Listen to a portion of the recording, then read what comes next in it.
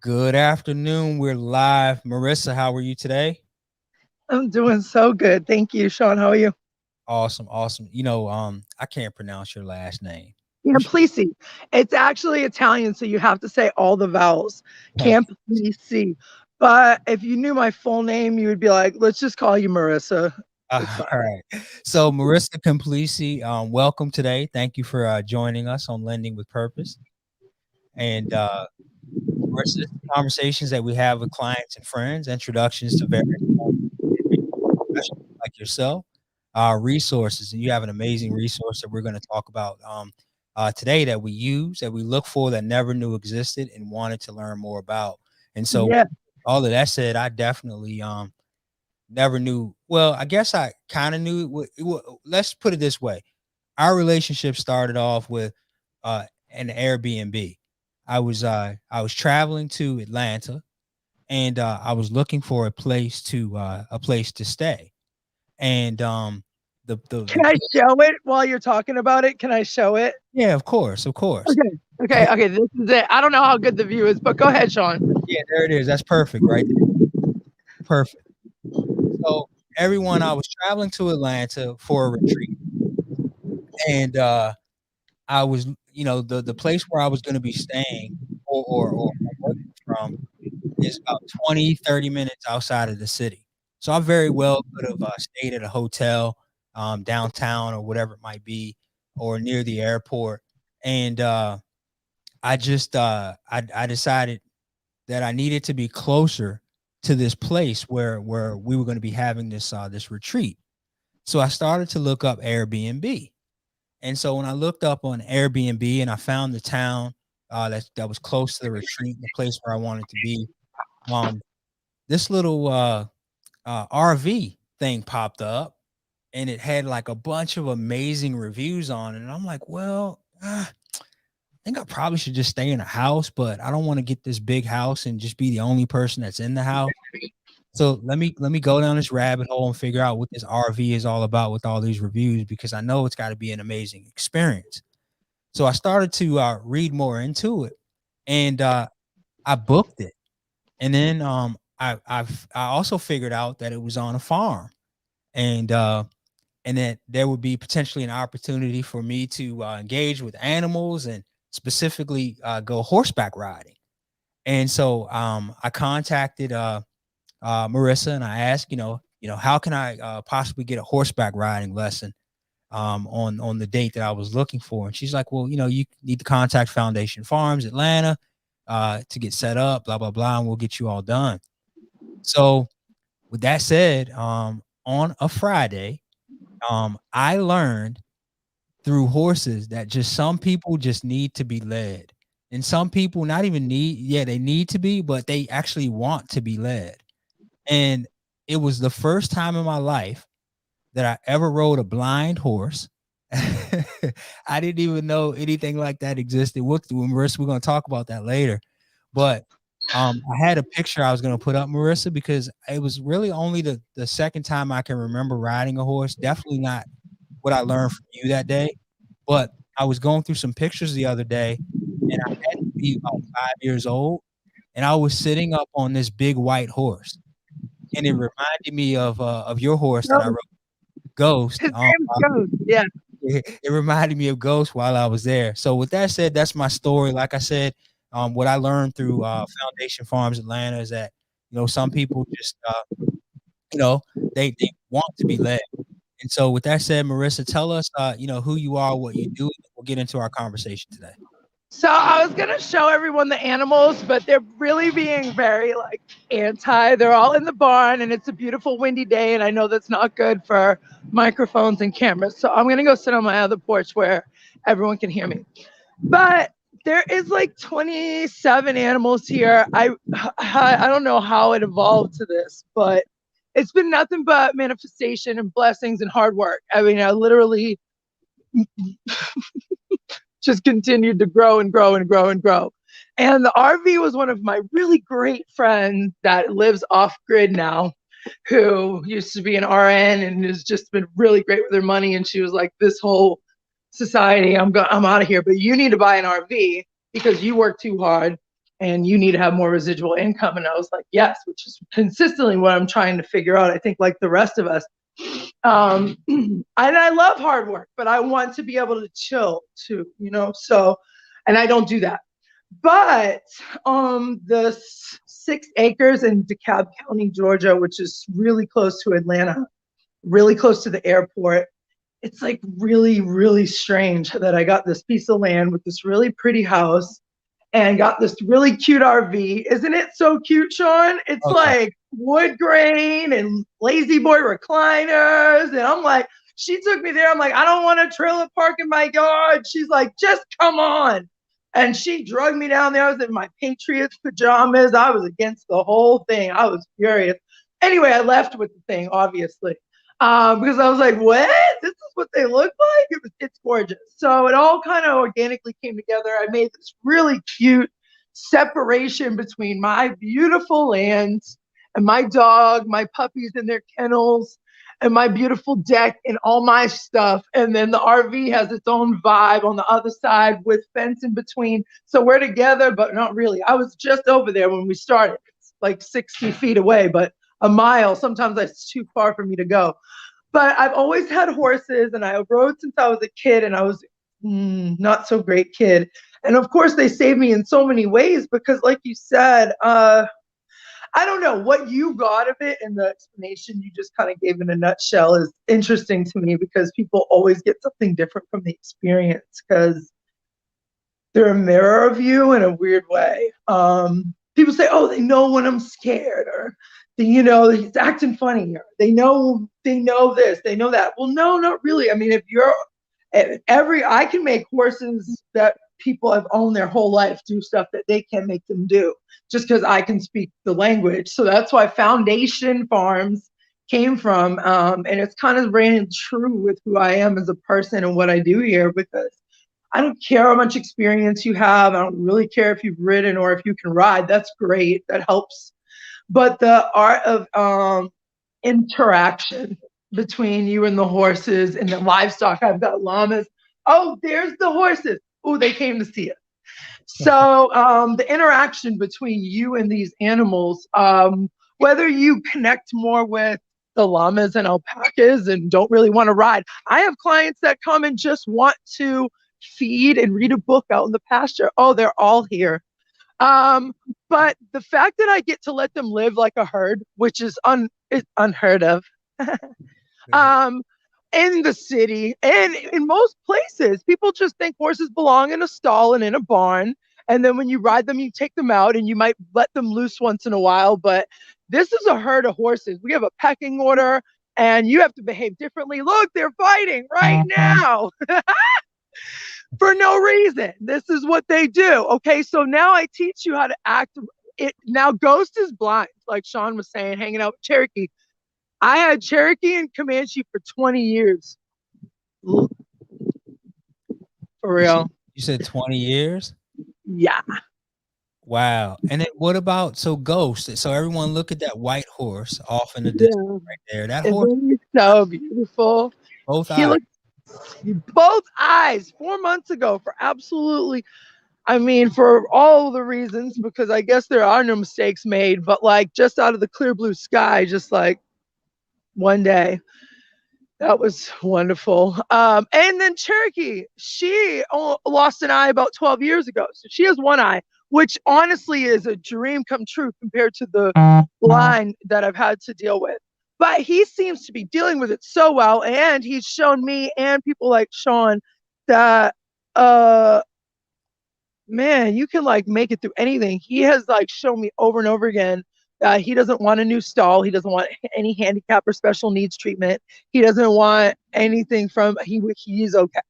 I mean, he's blind, and sometimes people won't believe me because you could sit here and watch him with the herd and watch him walk to the water trough by himself through all this fencing and gates and trees. And I have gates down and a wood pile, and he knows all his way around. And when you get on him and ride him, he is so excited because he really wants you to tell him where to go and be confident about it. And it makes the rider so much more raw, because the ride, it's like really on you. If you don't have it in you, he's literally going to stand there and not move an inch. So, I mean, unless you give him that energy forward. Now, I have other horses out here that are like lean back and pull back, and I teach you how to stop because they're kind of forward going. But either way, your behavior and your energy is how they're going to react. And I kind of go step by step. When I teach you how to walk the horse, it's crazy how people, even people that have had like experience or ridden a few times, I try not to throw their card out or pull their card or whatever, because I want them to be humble about it like I was, because I rode my whole life before I realized my horse would kill me. I was used in a 3,000 people expose with Chris Cox, who's a professional horse trainer. I thought I was their assistant, and I was the patsy dog. I was the guinea pig. They put me out there with that Mustang right there. They were like, this girl's been riding this horse for 10 years. She thinks she's something. She's a Mustang. She thinks she's the shit. Whatever, whatever. Yeah, that horse charged at me like a bull. So listen, let me stop you. No, this is awesome. But look, tell us how. So we're gonna get to this point of the evolution of like foundation farms and such, right? But from a perspective of actually like living out your dream and actually buying this, like how did that all come to fruition? Where you mentioned earlier you were able to get this 6-acre farm in your county in Georgia, which is right outside the city. Yeah. How'd that all come about? Number one, DeKalb County is still city limits, and like I was literally living, I had a farm, a 5-acre farm. I was renting it in Covington, Georgia, which is about 30 minutes down 20. I'm going to go sit on the porch again. The wind is really strong. And I also want to know how you financed it, or like, you know, how you bought it. Man, I went, well, my girlfriend, Katie, oh my God, she switched companies a couple times, but it was really amazing. I just really had the planets aligned. I worked for Porsche North America. I've worked fine dining most of my life. That's how I make my money. Since COVID, I quit all my jobs, and this is what I do now. Since you've been here, I don't think you've seen this either. Oh my goodness, this is a big deal. Oh my God, look at one of my trucks is pulling in. I got an automatic gate, all brand new fencing. Everything has gone into this farm because this is it for me. I mean, this is what I have now, and it's amazing. So I need to figure out how not only to expand, but you know, to just keep things afloat. So how did you buy it? Tell us how you bought it. Like, I literally just United first bought it. Now I'm through Freedom Mortgage. Through the pandemic, what? I'm on a thing. Through the pandemic, they allowed me to do a forbearance, and then I came back strong. The farm's been doing great. I bred the Kangles, but I bought it from working from Porsche. Porsche's still closed. It's the North American headquarters. I was I really worked in the fine dining restaurant. And I did, I've been working behind a bar my whole life. That's how I bought it. But really nice bars where you go and spend like hundreds and hundreds and hundreds of dollars on bottles, you know? Got it. And then so you financed it regularly? Like, you know, the home that you were going to live in? Yeah. Okay. So you did an FHA mortgage? Is that what you did? Yeah. Awesome. Yep. So a 6-acre farm with 3.5% down. Yes. And then, wow. And then now you're able to use that as a. Oh, not only that, but this is going to be my first year being able to write off almost my entire life because all my businesses are at my house. Nice. So no, that's good to hear. And so the reason I ask is because, you know, the audience that I have is obviously on some professional networks and platforms, but I do lending. I just don't talk about lending a ton on here because I know, but you should. It's really important for me to add as much value to people as possible and to give them exposure to folks like you and the network to kind of learn from.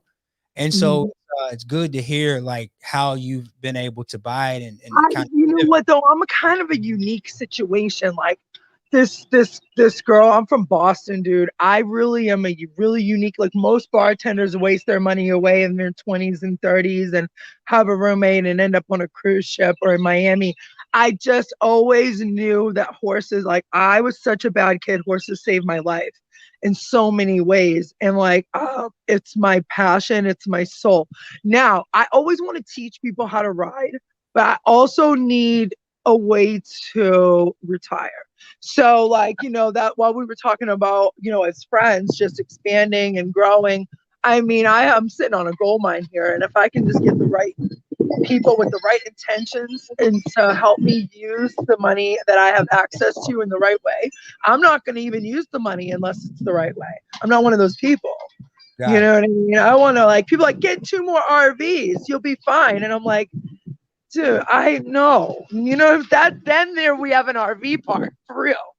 You know Right. what I'm saying? Like, that ain't the vibe. I'm trying to do something that expands what I'm doing, but maybe has a little bit more less work for me. You know what I mean? I'm always, people are like, what's wrong with your voice? You sick? I'm like, no, I yell at people all day long Yeah, for a you living. you have very high energy, and Oh my God, I haven't sat down once since you talked to me. I'm gonna put my phone down too right now. you gave us a lot of tough love. So I want to go through that experience too as well. So I got one of the guys from I invited actually everyone from the retreat that I was Oh, on. people came, Yeah, especially the yeah. ones from Georgia. And so there was only two of us that came, but the experience that we had with that was pretty cool because first of all, you let us feed all the animals to get acquainted and to really feel comfortable with them. And then second, Mm-hmm. you taught us how to clean the horse. And there was a lot of education that I knew, or that I learned, I should say, that you knew, that I never knew existed. And so I didn't know that horses shed as much as they do. I didn't know why we were cleaning the horse before we were putting the saddle on, because I'm like, all right, he's about to go or she's going to go get a workout. Why are we cleaning it before it goes into the workout kind of thing? And Mm-hmm. going to get more dirty. And so, Yeah. and then you put us through the exercise to kind of show us, uh, we had to walk the horse around, Yep. to kind of get used to the temperament and such, and to be able to steer it and guide it, and Yeah. just it was great. And then just the whole process that we went through. And so talk to us a little bit about why that process is so important, because a lot of us these days with this whole microwave, we skip steps, right? And we try to go to the No, very I call it American instant gratification.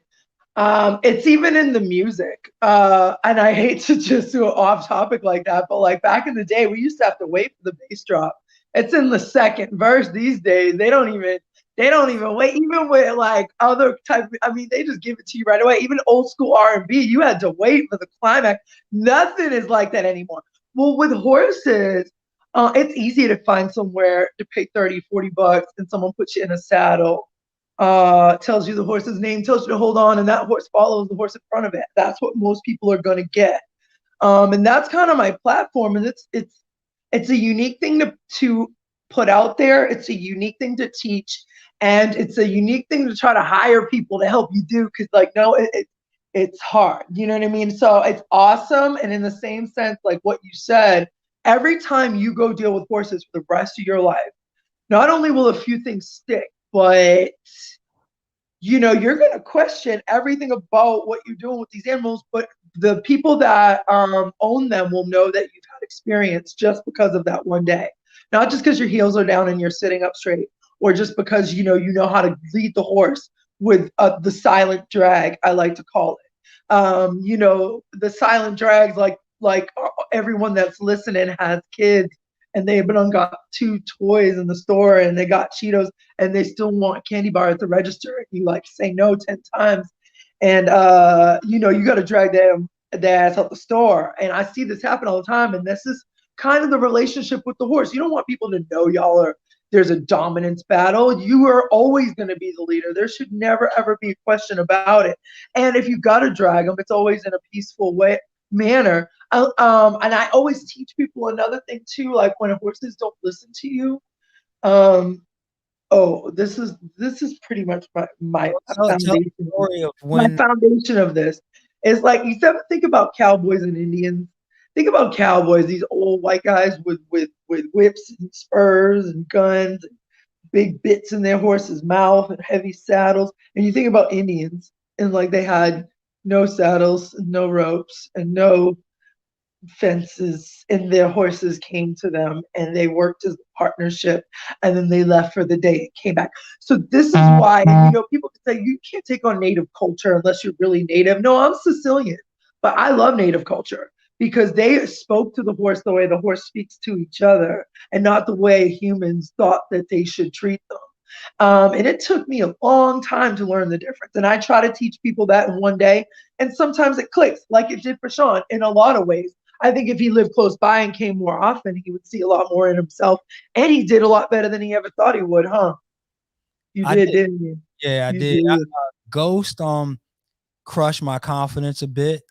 But when I got inside the ring and did the barrel thing, I was like, oh, it's not as bad as I thought. And Yeah. it's harder to steer the horse the way that I was doing, the type of riding that I was doing with Ghost, Yeah. harder than what it really was to do the barrels. But I thought the opposite. I'm like, if I get in, I don't want to do the barrels because that looks really hard. And Right. I can do it. But I Right. thrived once I got inside there because I don't know if it was the energy or the Right. adrenaline. No, But sometimes, yeah. Like, and I think you got on Phoenix at that time, though. yeah, and we So moved. like, okay, so maybe like, and you know what? It's crazy because like sometimes it's the complete opposite way. Like you just never know. And I'm usually good at pegging it, but the progression maybe is what made you stronger with the barrels, feeling like and then feeling like the confidence that Phoenix had in you, and maybe like she gave you the extra little push because she's so awesome. Whereas Ghost, if you're slacking, he's going to show you because he can't see. So if you're messing up, dude, he's going to mess up in every way. It's kind of a real test of your ability, not just as a rider, but how to pick yourself back up, how to not quit, how to help him not quit, how to pick him back up, not only physically, but like mentally. It's a thing. I mean, you ain't just up there riding a four-wheeler, dude. That thing has a brain. So tell us this story. What Phoenix is the name, right? So you Yeah. got me with Phoenix outside of the ring or whatever. Yeah, And right. she went into the barn 3 times. And y'all Okay, made that's called the barn. Listen, that's called the barn trick. Look, this is a lifestyle, y'all. I don't know who watches this stuff, but isn't that terrible? 50 pairs of boots. Whoa, it's windy, but all the horses are right here. so So why beautiful. make me take her out of the barn instead of getting off the horse? Okay. So the barn test is where, okay, you think you're doing good. Shawn was doing good, doing his barrels, you know what I'm saying? He was going back and forth. He had his whole thing going on, right? So I said, okay, then take her out of there and walk by the barn. Now, horses have this thing what's called barn sour. They like being in the barn. It's where they eat. It's where all their friends are at. It's kind of like that moment where you're like, I want to go home. And then your friend's like, no. And you're like, yeah. Well, okay. At that moment, there's no reason for you to want to go home. You're just being a brat, right? So she's being a brat. So if he can make her not go home, just walk by the barn. I mean, we're staying in the yard right here. We're not going anywhere. We got plenty of space to just ride right here. She knows she ain't going nowhere. But if he's not strong enough to make her walk by the barn, he's just not strong enough. She's not going to hurt him. She's just going to keep walking in the barn. How many times she get you, Shawn? 3 times. It's pretty bad. But he continued. Didn't quit. I didn't quit because you all were like basically like you got to get her out, and I'm like, what do you mean I got to get her out? You get her out. Like, no, you get her out. And so my pride came in, and also, I'm competitive. And I also would never, please remember, on any type of anyone that has anyone in Atlanta and would like to come to Foundation, I always know when it's safe. My horses are. I've been doing this a long time. Safety is like key to me. Business doesn't grow when people are getting hurt. So I always know when it's safe and not. I Is that knew he when was okay. He just you had to get her out of the barn because you said didn't get out the be barn. up on the horse inside the barn? Look at this. This is a 6-month-old puppy. So in the age of everybody that's listening, second homes, being able to work remotely and such, what Marissa's been able to do by using one of our mortgage vehicles has been nothing short of amazing. I wanted to make sure that I got her on today to kind of show off the experience that I had, because it's one of the top experiences that I've had. And the guy that was with me, Drew, he's from California. We were raving about it and we learned a lot. He did a great job, man. How's Drew doing? He's doing well. He's doing really Good. well. And so we talk about it and kind of rave about it, and it was a really good experience. So, like I mentioned, Marissa, I just always want to get good people on, and I want to expose folks to my network. And so again, like I mentioned, if you're thinking about doing any sort of a second home, or building a business similar to what Marissa's done, you can do that through these financial vehicles. And I just wanted to make sure that I brought her on today to talk about that. Marissa, how can people like contact you? Like, what's the best way to Foundation Farms Atlanta. It's 3 words. Foundation Farms Atlanta. You can just say it into Siri, say it into Alexa, say it into Google, say it into Maps. I don't care. You just have to say 3 words. Foundation Farms Atlanta. and It what will call do my you need? phone. It will take you to my driveway. What do you need? How can I even forgot the Airbnb. You're able to do that too as well on your land. Yeah. Like, how can Honestly, if you're interested in the Airbnb and I don't have your contact at the moment, you find me through Foundation Farms Atlanta. Email, phone, all of it is all right there when you say Foundation Farms Atlanta. got And it? then I can send you a link for the Airbnb. Now, I will say normally the Airbnb is separate than the farm, but just like Shawn did, all you do is just call me and say, hey, I want an experience while I'm there, and we organize it. It doesn't come with the Airbnb, it's separate, but we can make it one, obviously. We just have to be grown and you just have to call and we set it up. They're just 2 different businesses because I have employees at this point, which is great. It's just a lot. What do you need? Like, what can we help you with? Like, is there anything that you need? Oh, that's so Can you- nice. No, I mean, I'm good. I want what I need. I don't need anything. Thank you you. want? I what I want is people that know anyone in Atlanta, have kids, have families, to let them know that I exist.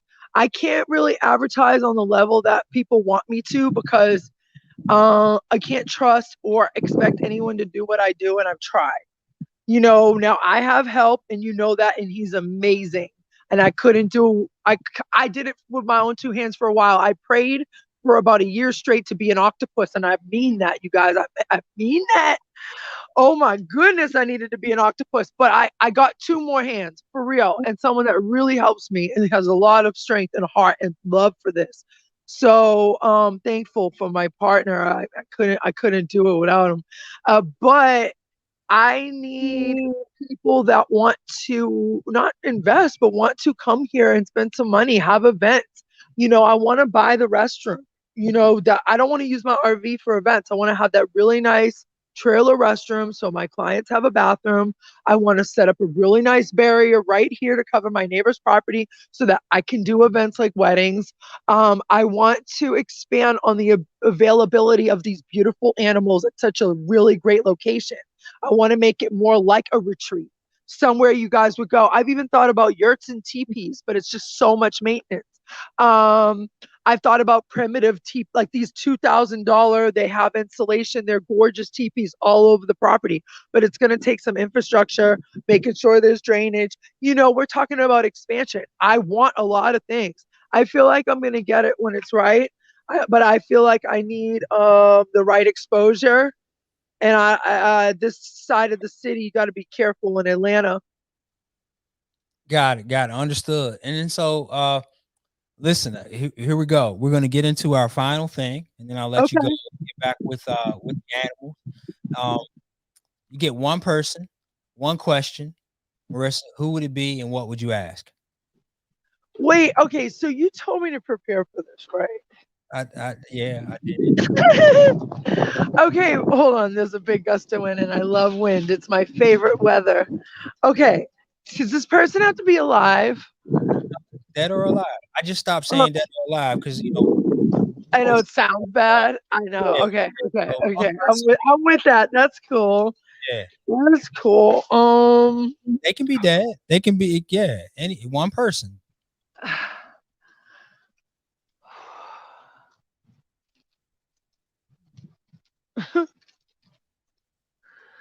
I guess The first person that comes to your mind, because you might get a chance to do this again. So who's the first person that comes to your mind?